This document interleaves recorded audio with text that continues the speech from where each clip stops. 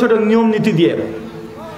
দুনিয়াতে প্রাচীর থাকে না ভাইজান, কি দিয়ে করে দেন? ইট দিয়ে, সিমেন্ট দিয়ে, বালি দিয়ে এটাকে বেষ্টন করে দেন, প্রাচীর করে দেন। আর জান্নাত কি দিয়ে ঘেরা? নিয়ম নীতি বারবার এটা কানের মধ্যে ঢুকিয়ে দেন। জান্নাত কেউ যেতে পারবে না যদি আল্লাহ দেওয়ার নিয়ম নীতি বিধিমান না মানে কোনো ব্যক্তি জান্নাত যেতে পারবে না। এই হাদিসের আলোকে এটাই বোঝা যায়। আল্লাহ বলছে রাস্তায় বসো না। রাস্তায় যদি বসতেই হয়, কোনো বোঝা ভারী হয়ে গেছে কোনো ব্যক্তির, তার বোঝাটাকে হালকা করে দাও। এটা তো বুঝলেন না বোঝা হালকা আবার কি জিনিস। রাস্তাতে যাচ্ছে একজন ব্যক্তি, সাইকেল নিয়ে যাচ্ছে, বড় একটা বোঝা আছে, হঠাৎ করে উল্টে পড়ে গেছে। অথবা একটা রিক্সা চালক রিক্সা চালিয়ে যাচ্ছে, একটা উঁচু জায়গা আছে, সে তুলতে পারছে না, বা গর্তে পড়ে গেছে, তুলতে পারছে না। একটা ব্যক্তি অ্যাক্সিডেন্ট করে গাড়ি নিয়ে পড়ে আছে। আল্লাহ নবী বলছেন আগে সেখানে গিয়ে তার বোঝাটাকে তার মাথায় তুলে দাও। সাইকেলে পড়ে গেলে সাইকেলকে তুলে দাও। অ্যাক্সিডেন্ট করলে ঝাঁপিয়ে পড়ে যুব সমাজ সেই ব্যক্তিকে সহযোগিতা করো। এটা রাস্তার হক। যদি করতে না পারেন আপনার জন্য রাস্তায় বসা জায়েজ নয়। রাস্তার হক এটা পৃথিবীর অন্য ধর্মে পাবেন না। পৃথিবীর কোন ধর্ম সুন্দর আইন দিতে পারে নাই। গোটা বিশ্ব জগতে বহির্বিশ্বগুলো আজকে ইসলাম ধর্ম গ্রহণ কেন করছে? আমার মতো আপনার মতো ব্যক্তিকে দেখে নয়, ইসলামের সৌন্দর্য দিকে তারা মুগ্ধ হয়ে গেছে। যে 1400 বছর আগে যে সময় মরুভূমি একটা বাল্ব আবিষ্কার হয় নাই, সেই সময় মশাল দিয়ে রাত্রে মানুষ চলাচল করতো, সেই সময় আমাদের নবী আলাইহিস সালাম তিনি এত সুন্দর বিধান দিয়ে গেছে। মানুষ এখনকার দিনে দেখেই তারা অবাক হয়ে যাচ্ছে যে সত্যি এটা আল্লাহ প্রদত্ত ধর্ম ছাড়া এত সুন্দর নিয়ম হতে পারে না। রাস্তায় বসো না। রাস্তায় বুঝতে হলে রাস্তার হক আদায় করো। আল্লাহ নবী বলছেন সুনান আবু দাউদ 26-27 নম্বর হাদিস, কোন সময়তে যদি প্রস্রাব পায়খানা চাপাই, বা আমাদের প্রস্রাব পায়খানা আসে না, এটা প্রাকৃতিক নিয়ম আসবেই। কিন্তু আপনি মুসলিম হলে ইচ্ছে মতো প্রস্রাব পায়খানা ফিরতে পারবেন না। পারবেন? ইচ্ছে মতো পারবেন না। 20 কোটি টাকা দিয়ে একটা বাড়ি তৈরি করেছেন, প্রস্রাব পায়খানা ফেরার জন্য বাথরুমও তৈরি করেছেন 10 লাখ টাকা খরচ করে। বাথরুমে ঢুকে দেখছেন যে কত সুন্দর বাথরুম, কিন্তু কোমর যেটা আছে সেটা পশ্চিম আর পূর্ব দিকে মুখ করে, কিবলার দিকে মুখ করে। এখন বলেন এই পায়খানা আপনি পায়খানা ফিরতে পারবেন? কেন? বাথরুম ঘর ইসলাম আছে না নাই? চাচা, বাথরুমে ঢুকতে যেমন ডান পা আগে যায় না, বাম পা আগে দিতে হয়। বাথরুমে বেশি পেশাব পায়খানা করছেন, হঠাৎ করে যদি আপনি হাঁচি চলে আসে, সেই সময় আলহামদুলিল্লাহ বলতে পারবেন? পারবেন না। কারণ বাথরুমে আছেন, রাস্তাতে কোনো জায়গাতে প্রস্রাব করছেন, ভুল করে একজন ব্যক্তি সালাম দিয়ে দিয়েছে, আপনি তাকে উত্তর দিতে পারবেন? পারবেন না। আল্লাহ নবী বলছেন 3টে জায়গাতে পেশাব পায়খানা ফেরা যায় না। 3 জায়গায় প্রস্রাব পায়খানা ফেরা যায় না। এক, যে গাছের নিচে মানুষ আশ্রয় নেয়। ক্ষেত খামারে অনেক সময় দেখবেন গাছ গছালি আছে, মানুষ সারাদিন মাঠে কাজ করছে, কষ্ট করে দুপুরের সময় খাবার খাওয়ার জন্য গাছের নিচে আশ্রয় নেয়। আছে না নাই? আছে না নাই? আল্লাহ বলছে এই গাছের নিচে, যে গাছের নিচে মানুষ আশ্রয় নেয়, এই গাছের নিচে তোরা প্রস্রাব করো না, পায়খানা করো না। এটা নিষিদ্ধ, এটা হারাম। আমাদের সমাজে উল্টো দেখা যায় কি যায় না? ওই বেটা পায়খানা ফিরতে গেলে গাছ বেছে নেয় আগে। আছে না নাই? কথা বলেন। নবী বলছে যে গাছের নিচে প্রস্রাব করা যাবে না। আল্লাহ বলছে 3টে জায়গায় প্রস্রাব করো না। 2, যেসব পুকুর থেকে মানুষ পানি নিয়ে উপকৃত হয়, গ্রামগঞ্জে অনেক বেশি পুকুর পাওয়া যায়, খাল বিল পাওয়া যায়, আবদ্ধ জলাশয়ের মধ্যে কোনো ব্যক্তি যদি ওই জায়গাতে থাল বাসন মাজে, ওইখানে যদি মানুষ গোসল করে, ওই গর্তে, ওই পুকুরে, ওই খাল বিলে প্রস্রাব করা, পায়খানা করা ওর আশেপাশে, এটা হারাম, নিষিদ্ধ। এটা আল্লাহ নবী বলেছে। বদমাস ছেলে ওর পায়খানা চাপালে, প্রস্রাব চাপালে, ও রাস্তার দিকে দাঁড়িয়ে বের করে দে জোরসে, ও পুকুরেই করে। আছে না নাই? কথা বলেন। পুকুরে গিয়ে গোসল করছে, প্রস্রাব করছে। আছে না নাই? কথা বলেন। আল্লাহ হচ্ছে রাস্তায় যেমন বসতে নিষিদ্ধ, পেশাব পায়খানা মুসলমানদের ইচ্ছে মতো করতে পারে না।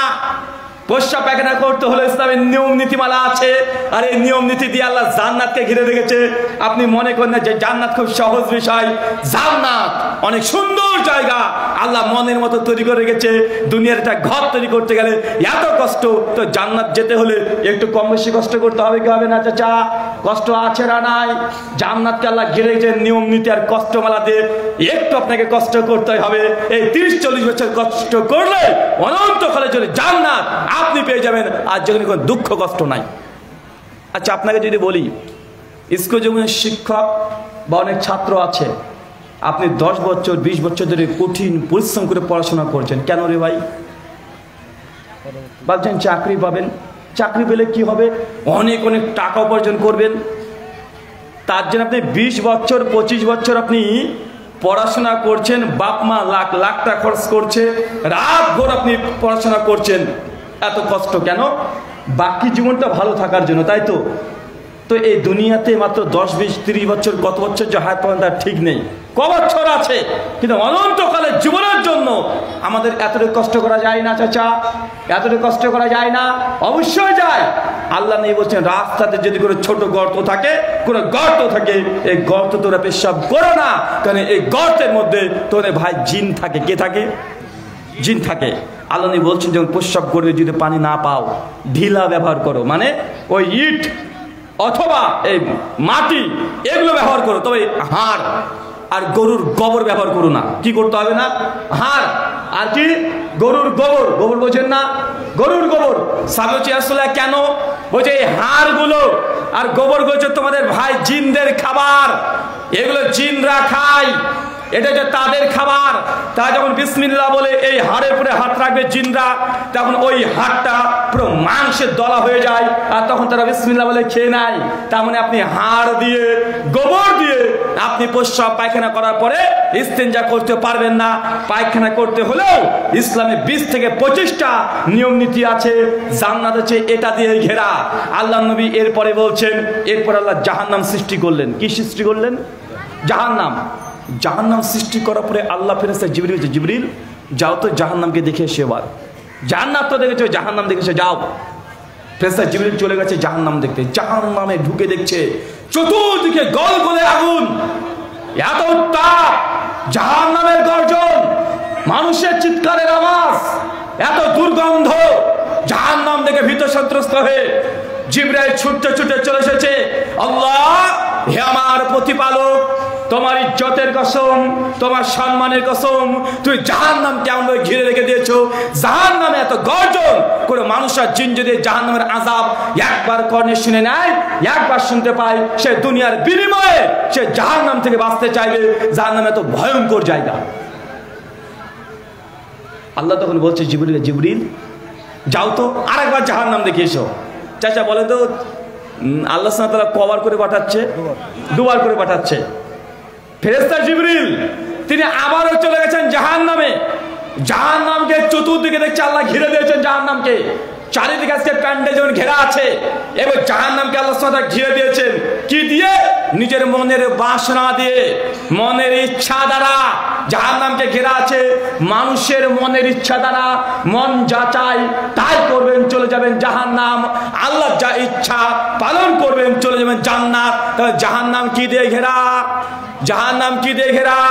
জাহান্নাম ঘেরা আছে মানুষের মনের ইচ্ছা দ্বারা, মানে আপনার মন যা চায় সেটাই করেন, আপনি জাহান্নামে চলে যাবেন।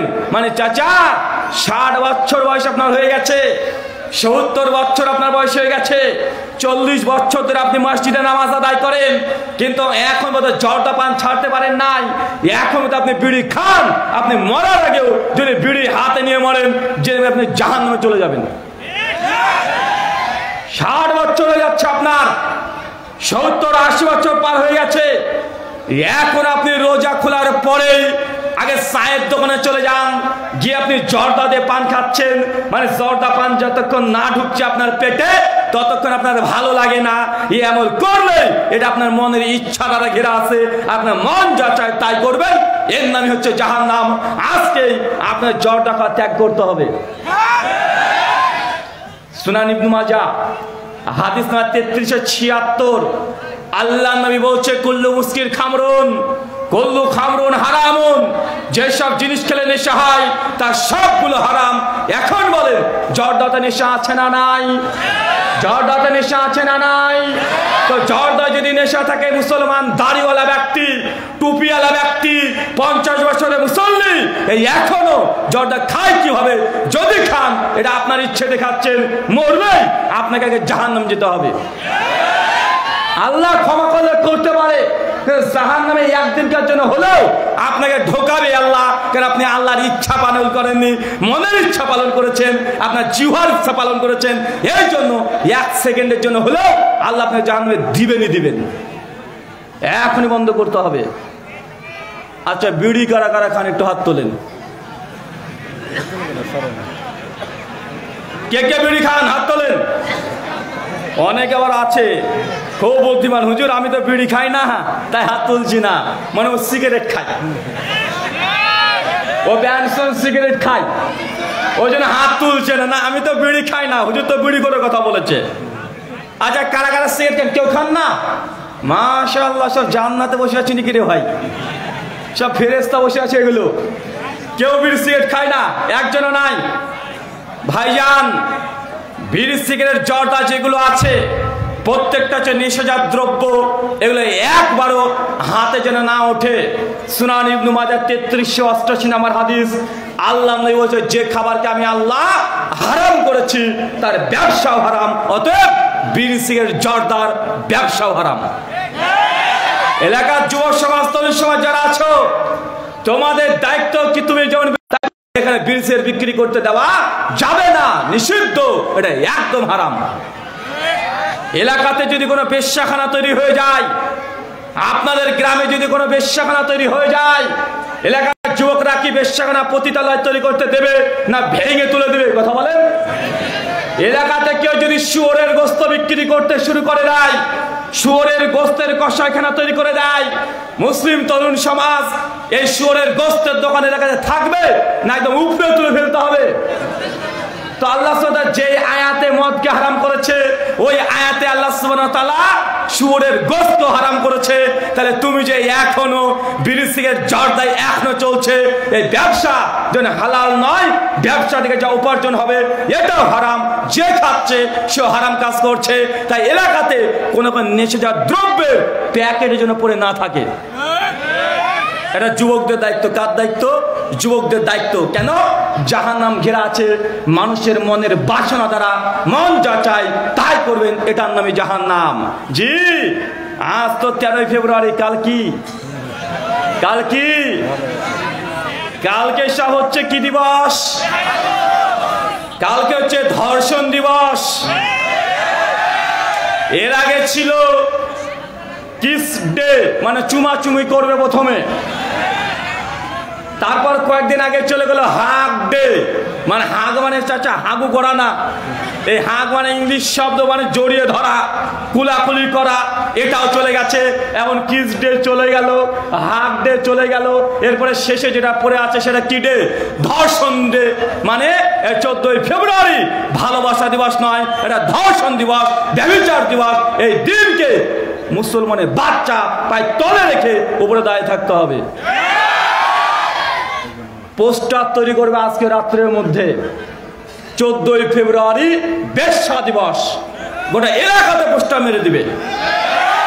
আর যে মেয়ে আগামীকাল 14 ফেব্রুয়ারি উপলক্ষে নতুন নতুন পোশাক পরে বের হয়ে যাবে, চলে যাচ্ছে, দেখবে একা একা চলে যাচ্ছে, 2-3 জন বান্ধবী একসঙ্গে যাচ্ছে, জেনে রাখবে এই মেয়েটা নষ্ট হতে যাচ্ছে।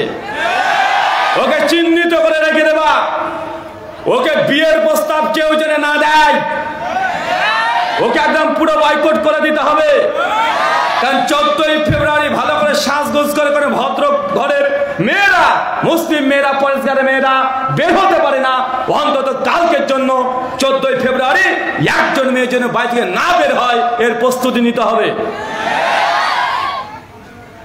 তুমি তো ঠিক বলছো, তুমি তো স্বপ্ন দেখছো, 1 মাস থেকে তুমি স্বপ্ন দেখছো যে 14 ফেব্রুয়ারি আসছে, গোলাপ ফুল 3 দিন আগে কিনে রেখে দিয়েছো ফ্রিজের মধ্যে, যে ওই দিনে 14 ফেব্রুয়ারি ফুলের দাম বেড়ে যাবে, না পাওয়া যেতেও পারে, আগে থেকে কিনে ফ্রিজের মধ্যে রেখে দিয়েছে। আছে না নাই? এরকম আল্লাহর ওলি আছে না নাই? এরকম আল্লাহর ওলি অনেকগুলো আছে, ওরা সিনেমা হলেও যায়, মসজিদেও যায়, আছে না নাই? ওরা কনসার্টে গান শুনতেও যাও, ডান্স দেখতে যাও, আবার এই স্টেজে জলসাতে এসে বসে থাকে। এরকম ব্যক্তি আছে না নাই?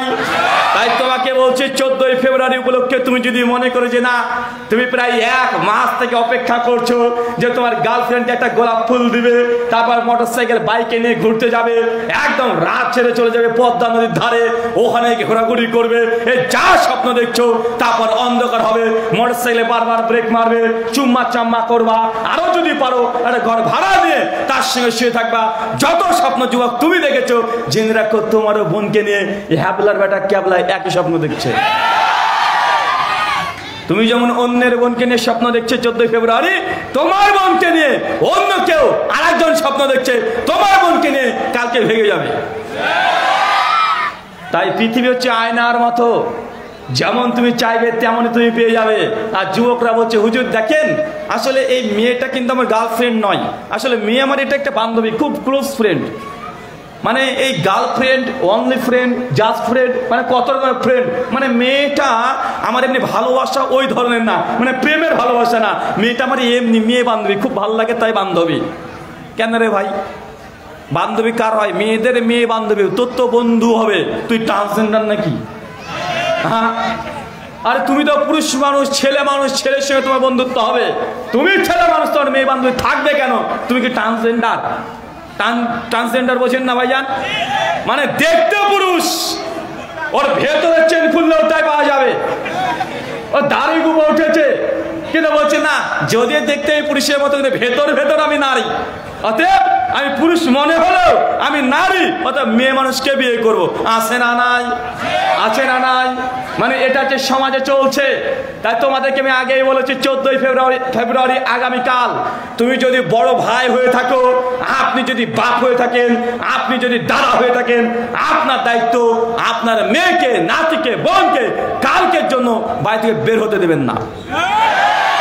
আল্লাহ কবুল করে সকলে বলি আমিন।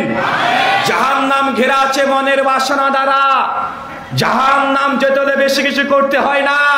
কালকে 14ই ফেব্রুয়ারি যথেষ্ট জাহান্নাম যাওয়ার জন্য, জাহান্নাম যাওয়ার জন্য বেশি কষ্ট করতে হয় না। মন যায় চাই তাই করবেন, এটাই জাহান্নাম। আল্লাহ নবী বলছে নিকাউ মিনাস সুন্নতি ফামান রাগিবান সুন্নতি ফালাইসা মিন্নি, বিয়ে করা হচ্ছে আমার সুন্নাত। যে ব্যক্তির সামর্থ্য আছে বিয়ে করে নাই আমার নবীর পদ্ধতিতে, সেই ব্যক্তি আমার উম্মতের অন্তর্ভুক্ত না। এখন আপনি বলেন বিয়ে করা ইবাদত কি ইবাদত নয়? বিয়ে করা ইবাদত কি ইবাদত নয়? বিয়ে করা যদি ইবাদতই হয়, তাহলে আপনাদের মেয়ের বিয়েতে, আপনার মেয়ের বিয়েতে 3 দিন ধরে কিভাবে ডিজে বাজে বিয়ে হতে পারে? এলাকাতে আছে না নাই? 3 দিন 4 দিন ধরে ডিজে গান বাজিয়ে, হিন্দি বাংলা গান বাজিয়ে, হিন্দি ইংলিশ গান বাজিয়ে বিয়ে বাড়িতে একদম ডিজে বাজছে, সারা রাত ডিজে বাজছে, আর আপনি গান চালাচ্ছেন আর মেয়ের বিয়ে দিতে যাচ্ছেন।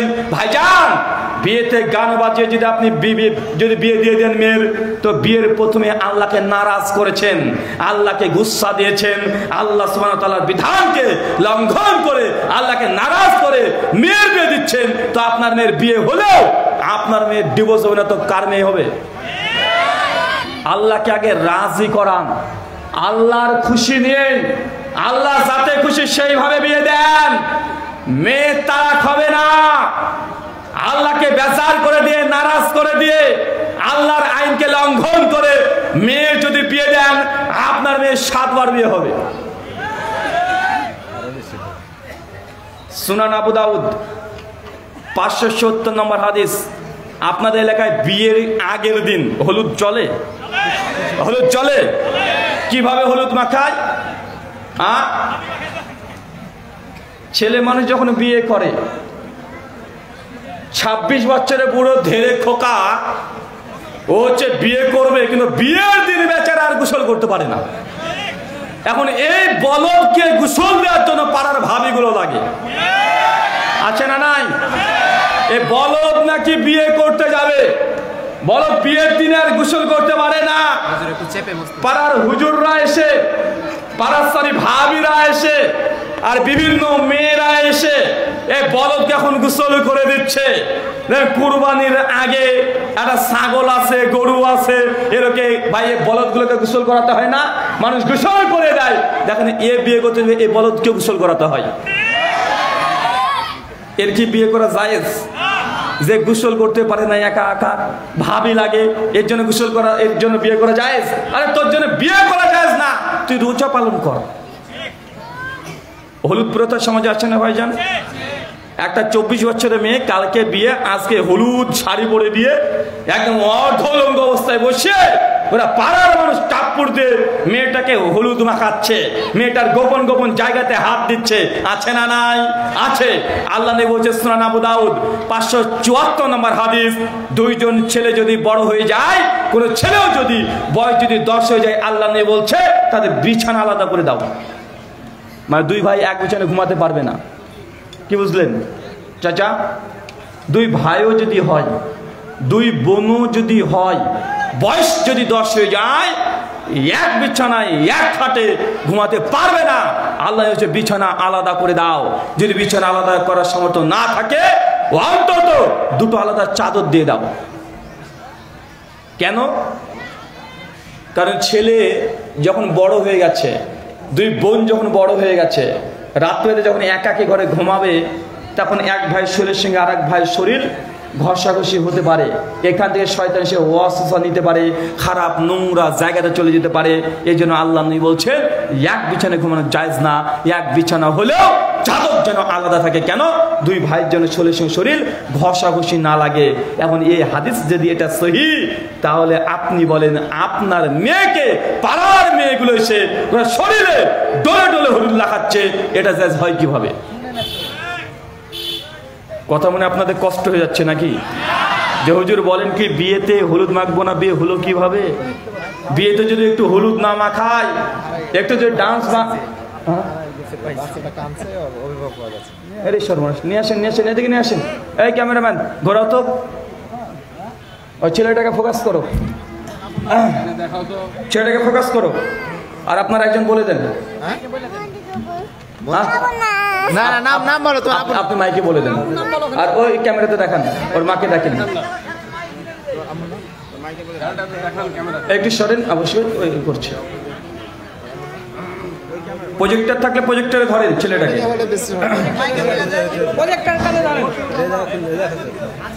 একই হারান সংবাদ। কে গো তুমি কে? এই ও কি আগে জিজ্ঞেস কার মেয়ে কাকে দিলেন রে ভাই? ঠিক আছে তো, ওকে ভোটার কার্ড নিয়ে যেতে বলেন, না তো মেয়ে পাচ্ছেন তাই আপনারা তাহলে ঠিক আছে। জি বাচ্চা বেঁচে বসেন ভাইজান, বসে পড়েন।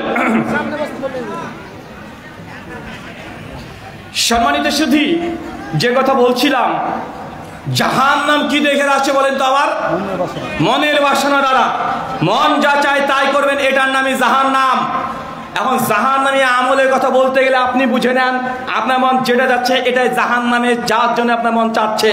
আর জান্নাত মানে আল্লাহ যা বিধান দিয়েছে এটা মেনে নেওয়ার নামই, এটা হচ্ছে জান্নাত। আল্লাহ সুবহানাহু ওয়া তাআলা জান্নাতে আমল করার তৌফিক দান করো। সকলে পড়ি আমিন, সকলে পড়ি আমিন। ভাই আমরা জান্নাত কে কে যেতে চাই? জান্নাত কে কে যেতে চাই? দুই হাত তুলি, তাকবীর তাকবীর তাকবীর। আল্লাহ আমাদের প্রত্যেককে তুমি জান্নাতের মেমোরিয়াল কবুল করে নাও। সকলে বলি আমিন। আল্লাহ 14 ফেব্রুয়ারিকে যেন সকলে লাথি মেরে একদম ধসে দিতে পারি, সকলে বলি আমিন। আল্লাহ তোমার কাছে দোয়াই প্রার্থনা, আল্লাহ আমাদের প্রত্যেককে এই দুনিয়ার বিনিময়ে হলেও আমাদের জান্নাতে একটা তুমি ঘর উপহার হিসেবে দিয়ে দাও। সকলে বলি আমিন। সকলে দুই হাত তুলি আমিন। এই দুই হাত সকলের পকেটে পুরে ফেলি, একদম ডাইরেক্ট পকেটে পকেটে পকেটে, সবাই পকেটে, এই পকেটে, পাশের মানুষের পকেটে ঢুকে দেন না, নিজ নিজ পকেটে। এই ছেলেরা কারা আছে? এই যুবকরা কারা আছে? এই তাড়াতাড়ি পকেট থেকে হাত বের করবেন না। বিসমিল্লাহ বলেন সবাই, বিসমিল্লাহ বিসমিল্লাহ। আল্লাহ তুমি বরকত দাও, আল্লাহ তুমি বরকত দাও। এখন এই পকেটের মধ্যে যা আছে বলে বিড়ি দিয়ে দিন না, আবার বিড়ি দিস নাই বাদে, মানে টাকা পয়সা যা আছে করে। যুবকরা কই? এই ছেলেরা কই? এই তাড়াতাড়ি তাড়াতাড়ি চাদর চলে যান, চাদর নিয়ে চলে যান। পকেটে যা আছে 1 টাকা 2 টাকা 5 টাকা 100 টাকা 200 টাকা যা আছে আপনারা দেবেন। কারা কারা দেবেন এবার হাত তোলেন। এই চাচা যারা দিবেন না তারা, যারা দেবেন না তারা, আপনি দেবেন না?